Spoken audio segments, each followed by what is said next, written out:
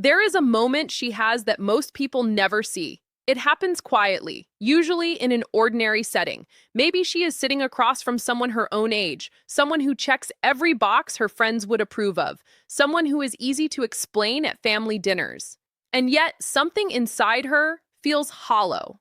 Not because he is a bad person, not because she doesn't understand what she is supposed to want, but because deep down, she knows that what she is looking for cannot be found in who he is.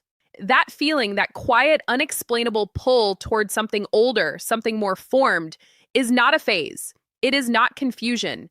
And it is not what most people will tell you it is. What most people don't realize is that when a woman chooses a man 20 or 30 years older than her, the world immediately offers an explanation. They call it a father figure. They call it financial security.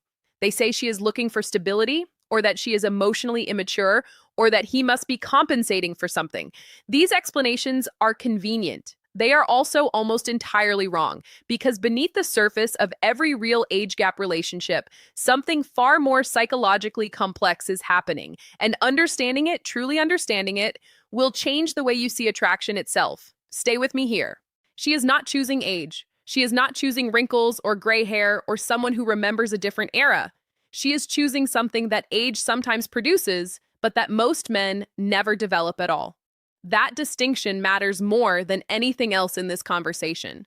Because the truth is, she has been surrounded by men her whole life. She knows what most of them feel like. She knows the restlessness behind their confidence, the insecurity dressed up as ambition, the need for her validation that hides just beneath their charm. She has felt all of it, and somewhere along the way, she stopped being entertained by it. What she is reaching toward is not older. It is complete. Think about it. There is a version of masculine energy that most women encounter constantly. It is loud, it is searching, it is always trying to prove something. It needs her attention to feel grounded, it needs her reactions to know how to feel about itself. And for a while, that energy is exciting. It creates drama, it creates passion, but it also creates exhaustion. Because you cannot feel safe inside someone who is still at war with himself.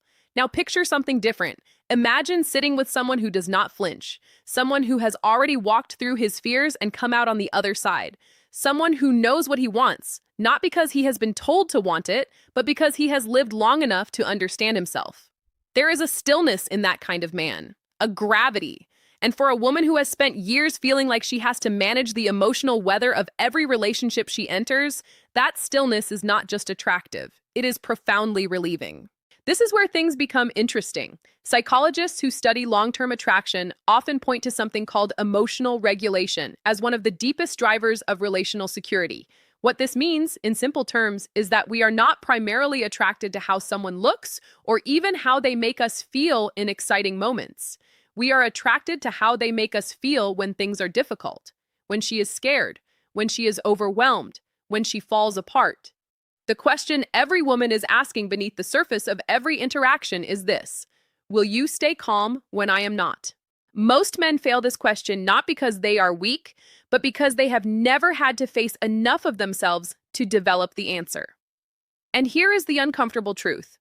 That kind of depth is almost impossible to fake and very difficult to rush.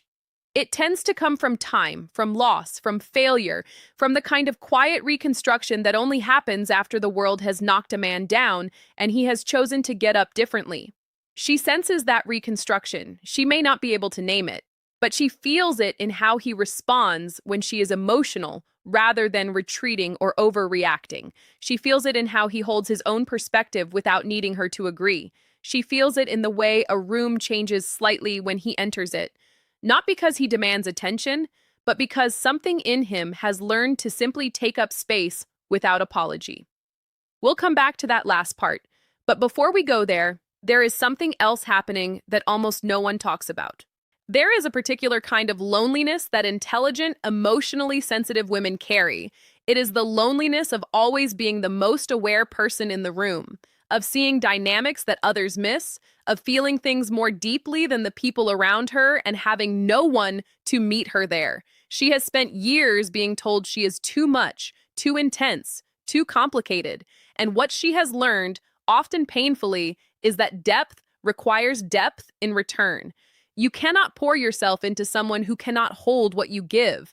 What an older man who has done his inner work offers is not just experience, it is capacity.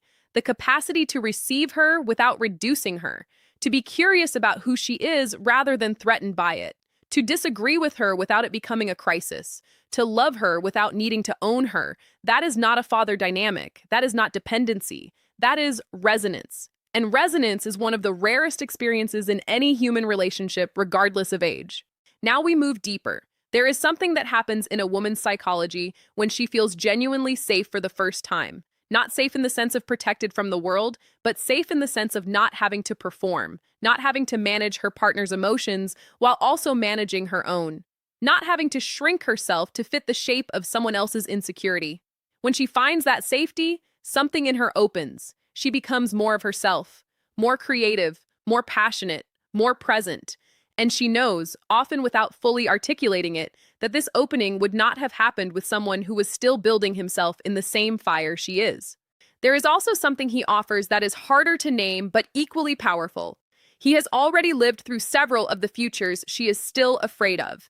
He has already survived loss, failure, reinvention. He has already asked himself the questions she is still in the middle of. And so when she is frightened about what lies ahead, she is not talking to someone who shares her fear. She is talking to someone who has already walked through the door she is standing in front of. That is not just comfort. That is orientation. And for a woman navigating the complexity of becoming who she is meant to be, that orientation is quietly transformative. But here is what matters most. And this is the part that people almost never say out loud. She does not choose him because she is incomplete. She does not choose him because she needs saving. The women who stay, who build something real across a significant age gap, are almost always women who have already done significant work on themselves. They know who they are, they know what they want, they have outgrown the relationships that once satisfied them, and they are choosing not out of neediness, but out of clarity. That is the part the world cannot understand. Because the world still operates on the assumption that a younger woman who falls for an older man must be missing something. But what if the opposite is true? What if she is choosing him precisely because she is no longer missing anything? What if her choosing him is not an act of dependency, but an act of discernment? The deeper truth is this. Attraction at its most profound level is not about age. It is not even about chemistry, though chemistry matters. Attraction at its deepest level is about recognition. The feeling that someone sees you, that they can hold the full weight of who you are without collapsing under it, and that they bring something to your life that is not available everywhere. Most people spend their entire lives looking for that recognition in all the places it is easiest to explain, in people who look right on paper, in relationships that make social sense, in partners who fit the expected template. And then occasionally, something happens that doesn't fit the template.